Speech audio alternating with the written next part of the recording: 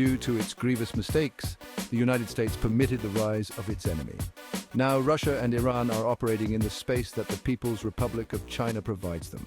The foreign policy of the United States under President Biden has been a failure. From the disastrous retreat in Afghanistan, the war in Ukraine, to the horrific terror attack on October 7, 2023, and the subsequent wars in the Middle East, the world has been thrown into flames. This is to say nothing of the daily threats that the People's Republic of China is making against allies like the Philippines and key partners like India and Taiwan. First, the willful refusal to recognize the threat from the People's Republic of China. Second, the failure to balance against it to defeat the PRC. As a result of these mistakes, the United States is at risk of losing its national security and its dominant position in global politics to an emboldened PRC working in cooperation with Putin's Russia and the mullahs in Iran. The United States failed to perceive the PRC threat due to the dramatic change in the distribution of power in the United States' favor following the collapse of the Soviet Union. This left the United States without a peer threat, as the PRC was then a minor power.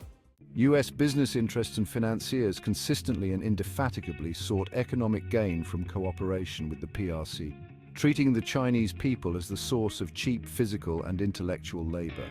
Led by Deng Xiaoping and the Chinese Communist Party, CCP, the PRC advanced its political warfare strategy of elite capture, focusing on enriching and influencing elites in all aspects of US and other Western societies. For a generation, the PRC masked their intentions and framed their expansion as economic rather than strategic. The result was that the US did not have an effective balancing campaign until the Trump administration, which has unfortunately been reversed by President Biden. The national security community must adopt key measures to address strategic failures.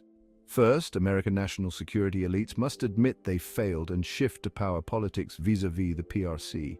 Second, Americans must understand the resistance within the US national security community. Third, executing this change will take years of consistent pressure. Fourth, there is reason to be optimistic because of America's strengths rooted in its history. Fifth, action must be taken now given the shift in the balance of power towards Beijing. Sixth, the US needs a Team B dynamic for the PRC. Seventh, the US needs to understand the PLA's doctrine and strategic intentions. Eighth, the US needs to support nuclear proliferation in Japan, South Korea, and Taiwan. Ninth, bold action is required to target the CCP directly.